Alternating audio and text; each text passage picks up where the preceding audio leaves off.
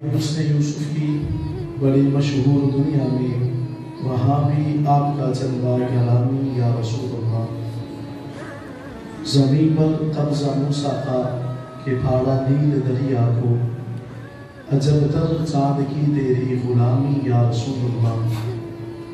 میرے سید رسول اللہ تیرا ایک امتی یعقوب رحمت اللہ تعالیٰ علیہ، طلب اس کو تیری زیارت مدامی یا رسول اللہ۔ قال اللہ تبارک و تعالی فی شان حبیبہ ان اللہ و ملائکتہ یصلون علی النبی یا ایہا الذین آمنوا صلوا علیہ وسلموا تسلیما۔ الصلاۃ والسلام علیک یا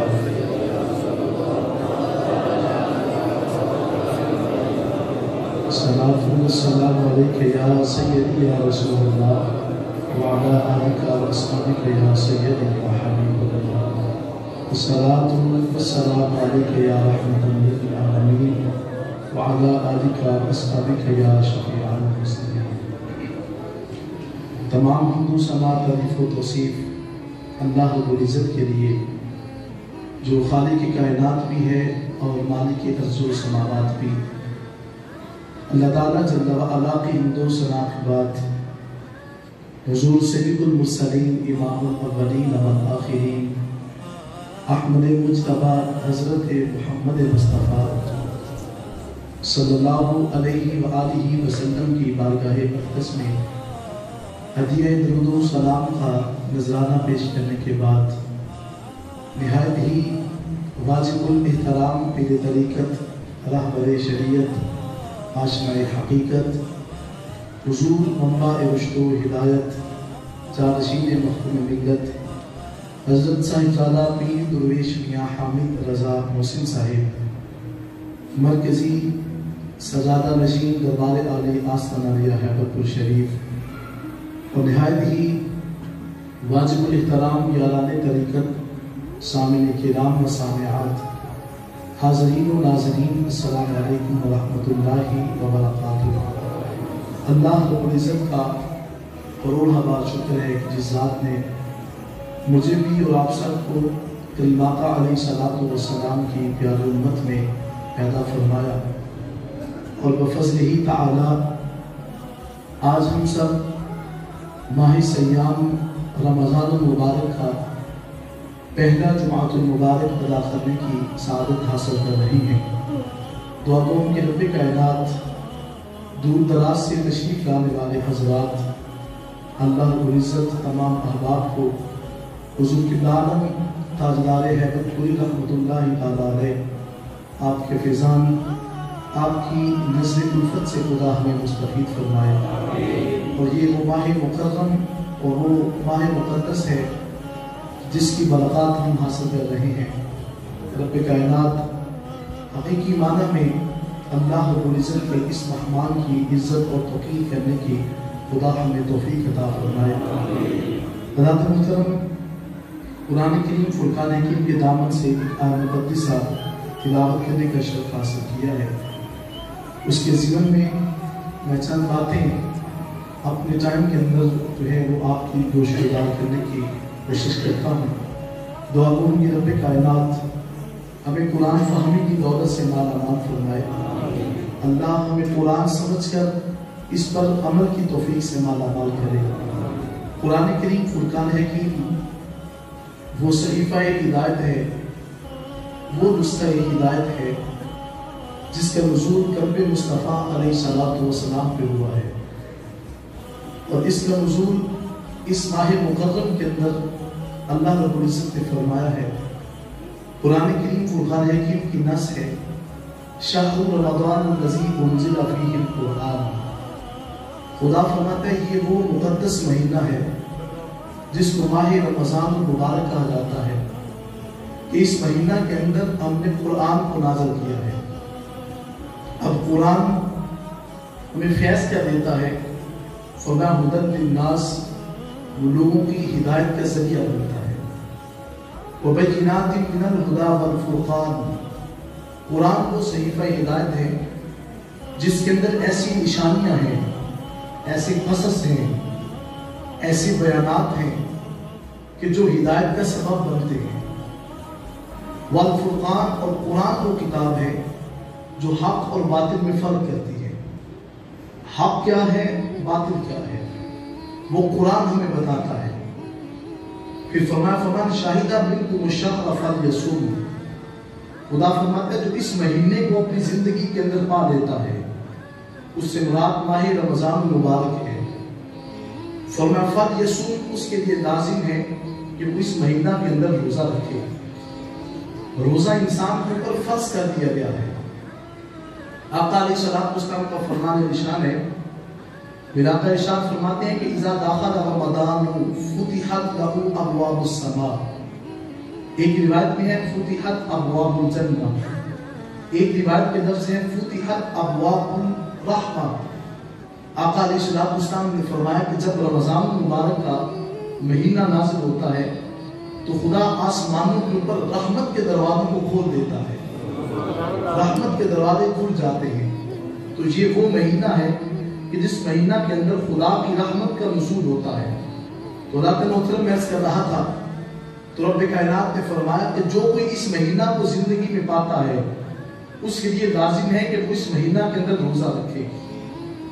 پھر فرمایا فمن کان مریضا او علی سفر فعدۃ من ایام اخر، جو کہ تم میں سے مریض ہو، اب وہ مریض کون سا ہے جس کو ایسے حکیم اور ڈاکٹر نے بتایا ہو کہ اگر روزہ رکھا تو زندگی سے ہاتھ دھو بیٹھو گے، تو اس کے لیے اس کے اندر رخصت ہے۔ وہ انسان روزہ جو ہے اس کے اندر دوسرے ایام کے اندر جو ہے وہ اس کو پورا کرے گا، اس کی قضا رکھے گا۔ اب کچھ لوگ وہ ہیں جو موسمی بیمار ہو جاتے ہیں، جیسے برسات کے اندر مینڈک نکلتے ہیں، ایسے وہ موسمی بیمار ہو جاتے ہیں کہ رمضان مبارک کا مہینہ پڑتا ہے تو وہ ویسے ہی بیماری ان کے جسم کو آ لگتی ہے۔ لیکن یاد رکھیے گا، آج بھی اس بات کی تحقیق موجود ہے کہ جب انسان روزہ رکھتا ہے تو جسمانی لحاظ سے اس کے اندر سے جو کینسر کے جو جراثیم ان کا خاتمہ ہو جاتا ہے۔ تو ہم تو روزے سے ایسے دوڑتے ہیں اور ڈرتے ہیں کہ جیسے پتہ نہیں کہ ہماری یہ موت کا سبب بنے گا۔ وہ انسان کہ جو شرعی طور پہ بیمار ہے، جیسے شوگر کا مریض ہے، اس کو ڈاکٹر کہتے ہیں کہ پیاس کی شدت تم برداشت نہیں کر سکے، زندگی سے ہاتھ دھو بیٹھو گے، تو فرمایا جو تم میں سے شرعی مریض ہے یا ایسا انسان جو شیخ فانی ہے، جس کو دوبارہ جو ہے وہ اپنی صحت یابی کی امید نہیں ہے، اس کے لیے خدا فرماتا ہے کہ اگر وہ مریض ہے او علی سفر، یا وہ سفر کے اوپر ہے، تو فرمایا فعدۃ من ایام اخر، اب سفر سے مراد شرعی سفر ہے۔ اس سے مراد فقہا فرماتے ہیں کہ کم از کم 98 کلومیٹر کا جو مسافر ہے اس کو سفر شرعی کہا جائے گا۔ اب میں یہاں سے نکل کر اگر سیالکوٹ جاتا ہوں تو یہ وہاں تک کا سفر 42 کلومیٹر ہے، میں شرعی مسافر نہیں کہلاؤں گا۔ اب میں یہاں سے لاہور نکل کے جاؤں گا تو پھر میں شرعی مسافر کہلاتا ہوں۔ اگر کوئی مسافر روزہ نہیں رکھتا تو خدا فرماتا ہے فعدۃ من ایام اخر، اس روزے کو دوسرے دنوں کے اندر وہ پورا کرے گا۔ لیکن خدا نے دوسرے مقام پہ فرمایا وَأَن تَصُومُوا خَيْرٌ لَكُمْ، اگر کوئی بندہ دوران سفر روزہ رکھ لیتا ہے تو خدا فرماتا ہے تمہارے لیے بہت ہی بہتر ہے۔ اب وہ بہتری کس وجہ سے ہے کہ آقا علیہ السلام نے فرمایا کہ ساری زندگی تم روزہ رکھتے رہو، لیکن جو مقام رمضان مبارک یہ کہ رات کا ہے وہ ساری زندگی کے روزے کا نہیں ہے۔ تو فرمایا کہ اگر کوئی یہ تخفیف دی گئی، اسلام ہمیں اس بات کی تخفیف دے رہا ہے۔ فرمایا یرید اللہ بکم اليسر، خدا تمہیں آسانی دیتا ہے، ولا یرید بکم العسر، خدا تمہیں تنگی میں نہیں ڈالنا چاہتا۔ اب دیکھیں نا اسلام کتنا پیارا مذہب ہے۔ اگر وضو کرنے سے عاجز ہیں تو تیمم کر لیں، روزہ نہیں رکھ سکتے تو اس کو قضا کر لیں، مسافر ہے تو اس کی تخفیف دے دی گئی ہے۔ اگر نماز کھڑے ہو کر نہیں پڑھ سکتے تو بیٹھ کر پڑھ لیں، اگر بیٹھ کر نہیں پڑھ سکتے تو لیٹ کے پڑھ لیں، اگر لیٹ کے نماز نہیں پڑھنی آتی تو اپنے اشارہ ابرو سے بھی رب کی بارگاہ میں سجدہ کر دو، رب تو تمہارے دلوں کی کیفیت کو جانتا ہے۔ اب ہر حال میں نماز امت پر فرض کر دی گئی ہے، لیکن یاد رکھیے گا فرمایا کہ خدا تمہیں تنگی میں نہیں ڈالتا، خدا تمہیں آسانی کی طرف لے کے جاتا ہے۔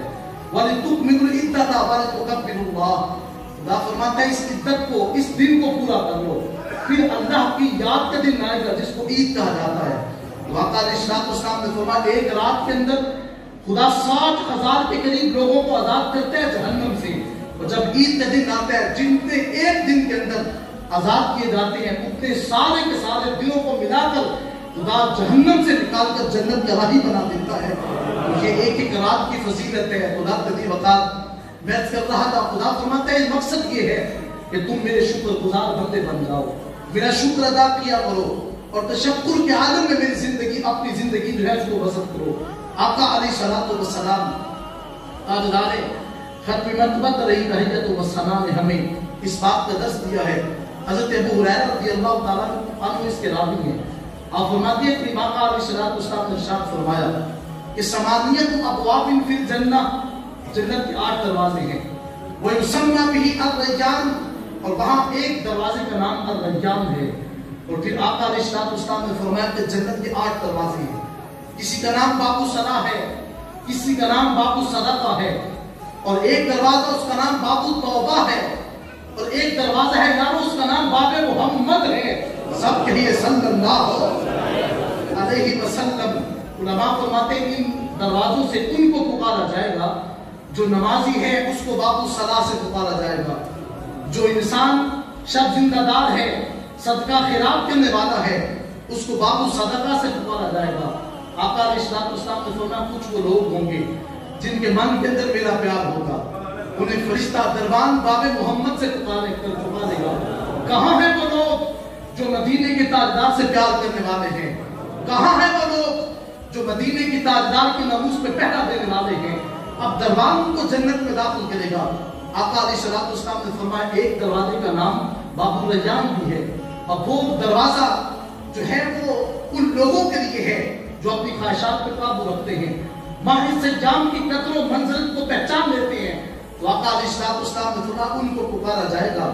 تو حضور کے ساتھ عرض کرتے ہیں حضور حل یدعا من ابواب متفرقہ, حضور کیا کوئی ایسا بندہ بھی ہے جس کو سارے کے سارے دربان ایک ہی وقت کے اندر پکاریں گے کہ یہاں سے گزرو؟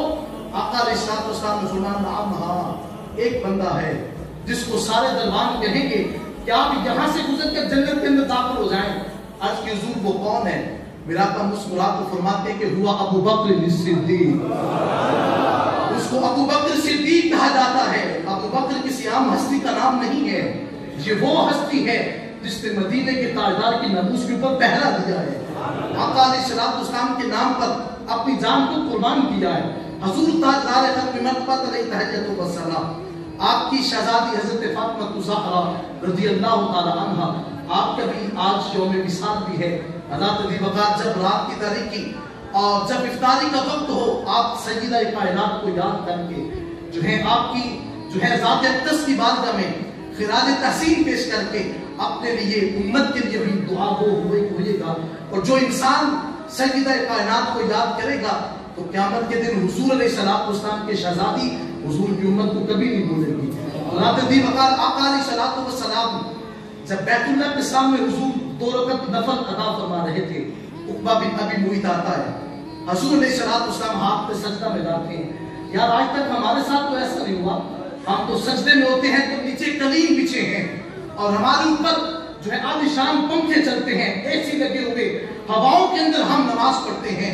لیکن مدینے کے تاجدار بیت اللہ کے سامنے جب حضور نماز کی ابتدا کرتے ہیں, سجدے کے حالت میں ہوتے ہیں, عقبہ بن ابی معیط آقا علیہ السلام کے جسم اطہر کے اوپر اونٹ کی اوجری کو لا کر رکھتا ہے. حضور علیہ السلام اپنے سجدے کو توڑ دیتے ہیں, ادھر سے سیدہ کائنات نکلتی ہیں. آپ نے دیکھا کہ آقا علیہ السلام کے جسم کے اوپر ایک اونٹ کی اوجری پڑی ہے, اس کو ہٹایا. آقا علیہ السلام کے جسم انور کو اپنے ہاتھوں سے صاف کیا اور حضور کی ناموس پہ پہرا دے کر بتایا لوگوں کائنات کے اندر سب سے پہلے مدینہ مکہ المکرمہ کی جھکے ہوئے سر کے اوپر جس انسان نے اوجری کو رکھا تھا اس کو عقبہ بن ابی معیط کہتے ہیں. اور جس شخصیت نے اپنے ہاتھوں کے ساتھ مدینے کے تاجدار کو کہ جسم کو مطہر اور منزہ اور مصفہ کیا تھا, کائنات اس کو آج بھی فاطمہ الزہرا کا نام دیتا ہے. وہ سیدہ کائنات ہیں جنہوں نے حضور علیہ السلام کے جسم پر جو ہے وہ تو جسم اطہر کو ہے جس کے قریب کبھی مکھی بھی نہیں جا سکتی, جس کے قریب کبھی جو ہے غلاظت کیا انسان سوچ بھی نہیں سکتا کہ آقا علیہ السلام کا مقام رفعت، حضور کی شان کتنی بلند ہے. جو حضور کی شان جو ہے وہ رفعت کے اندر تنقیص کرنے کی کوشش کرتا ہے، یاد رکھیے گا اسے اپنے نطفے کی طرف دیکھنا ہوگا کہ کہیں میرا نطفہ تو خراب نہیں ہے. وہ ولید بن مغیرہ آقا علیہ السلام کی شان میں ایک لفظ بولتا ہے کہ انت مجنون العیاذ باللہ، حضور آپ مجنون ہیں، العیاذ باللہ، کلمہ کفر نباجد. حضور کو یہ لفظ کہہ دیا. رب کائنات نے قرآن کی پوری سورہ کا نزول فرمایا، نون والقلم وما یسطرون ما انت بربک بمجنون. حبیب ہمیں قسم ہے قلم کی جو ہے لوح محفوظ پہ لکھتی ہے، یہ پاگل آپ کو کہتا ہے کہ آپ مجنون ہیں. آپ اللہ کی رحمت کے صدقے سے مجنون نہیں ہیں. اب جس ہستی نے آقا علیہ السلام کی ناموس پہ پہرا دیا ہے وہ خود خالق کی کائنات ہے. آقا علیہ السلام کی ناموس پر پہرا دینا یہ کوئی ہمارا طریقہ نہیں ہے، یہ سنت خدا بھی ہے، یہ خدا کا طریقہ ہے. ولید بن مغیرہ آقا علیہ السلام کی شان میں جب گستاخی کرتا ہے تو رب کائنات نے اس کی 10 عیوب کو بیان فرمایا، جس کے اندر ایک عیب یہ تھا اتلم بعد ذالک ذنیب. کہاں اپنے نطفے کی طرف دیکھ، وہ کہیں حرام کا تو نہیں ہے. ولید بن مغیرہ جب 9 باتوں کو دیکھا تو وہ بھاگتا ہوا اپنی ماں کے پاس پہنچا، جا کے پوچھا. ولید بن مغیرہ کہنے لگا میری ماں 9 باتیں وہ ہیں جو میرے اندر پائی جاتی ہیں، میں جھوٹ بولتا ہوں، میں وعدہ خلافی کرتا ہوں. آقا علیہ السلام کا فرمان ارشاد سورہ میراث کا فرماتے ہیں، میراث کا ارشاد فرماتے ہیں کہ میرے حضور ارشاد فرماتے ہیں کہ وَإِنْ أُؤْتُمِنَا وَإِذَا وَعَدَ أَخْلَفَ وَإِذَا أُؤْتُمِنَا خَانَ وَإِذَا حَدَّثَ كَذَبَ. آقا علیہ السلام نے فرمایا کچھ لوگ وہ ہیں جو اپنے آپ کو گمان کرتے ہیں کہ مسلمان ہیں، نمازی بھی ہوں گے اور وہ روزہ بھی رکھنے والے ہوں گے، لیکن آقا ارشاد فرماتے ہیں اپنے ایمان کی فکر کریں. کیوں؟ اذا وعد اخلف، جب وہ وعدہ کرتے ہیں وعدہ خلافی کرتے ہیں. واذا اؤتمن خان، وہ ان کے پاس امانت رکھی جاتی ہے تو خیانت کرتے ہیں. واذا حدث کذب، بات کرتے ہیں تو جھوٹ بولتے ہیں. میں اور آپ اپنے من کے اندر اتر کر دیکھیں، کیا ہم وعدہ خلافی تو نہیں کرتے؟ کیا ہم جھوٹ تو نہیں بولتے؟ کیا ہم امانت کے اندر خیانت تو نہیں کرتے؟ وہ حق حکمران وقت، میں ان کا نام قطعاً اپنی پاکیزہ زبان کے ساتھ نہیں لینا چاہتا وہ کون سے لوگ ہیں، لیکن یاد رکھیے گا جنہوں نے حضور علیہ السلام کی ناموس پہ پہرا نہیں دیا، یاد رکھیں انہیں اپنے نطفے کی طرف دیکھنا ہوگا. وہ خارجوں کے اور وہ لوگ جو فرانسیسی لوگ ہیں جو حضور کی ناموس کے اوپر پہرا دینے والے نہیں ہیں. آقا علیہ السلام کے بارے میں نزیبہ لفظ اور حضور کی شان میں خاکے جو ہے وہ بنانے والے اشخاص جو ہیں وہ اپنے نطفے کو تو دیکھیں. ولید بن مغیرہ اپنی ماں سے جا کے پوچھتا ہے 9 خصلتیں میرے اندر موجود ہیں لیکن 10ویں خصلت کا تجھے پتا ہے، بتا میرا نطفہ حلال کا تھا کہ نہیں. اب ولید بن مغیرہ جب یہ سوال کرتا ہے تو ولید بن مغیرہ کو ماں کہنے لگی کہ جو حضور نے کہا ہے سچ کہا ہے. ارے رات کی تاریکی کے اندر بھی جو معاملات ہیں وہ مدینے کے تاجدار سے چھپے ہوئے نہیں ہیں. تو یا جو رات کی تاریکی کے اندر مدینے کے تاجدار پر جھک کر درود و سلام پڑھتا ہوگا وہ کیسے چھپا ہوگا؟ مدینے کے تاجدار جانتے ہیں، اگرچہ ہمارا جو ہے وہ کسی تقریب کے ساتھ تعلق نہیں ہے، لیکن یاد رکھیں ہمارا دل ہر اس انسان کے ساتھ دھڑکتا ہے جس کے من سے حضور کا نام جاری رہتا ہے. ہمارے دل کے اندر آقا علیہ السلام کی، ہم اہل غیر انسان تھوڑے ہیں، ہم وہ انسان تھوڑے ہیں کہ جن کا تعلق گنبد خزرہ کے مقیم کے ساتھ نہیں ہے. ہم وہ انسان نہیں ہیں جو چند ٹموں کے اوپر بکنے والے ہیں. ہمارا سودا گنبد خزرہ کے مقیم کے پاس ہو چکا ہے. آقا علیہ السلام کے غلام حضرت شاہ احمد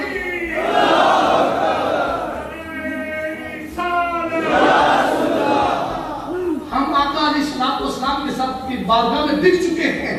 مولانا عبدالستار خان نیازی صاحب رحمت اللہ تعالیٰ علیہ ساری زندگی حضور علیہ السلام کی ناموس پہ پہرا دیا.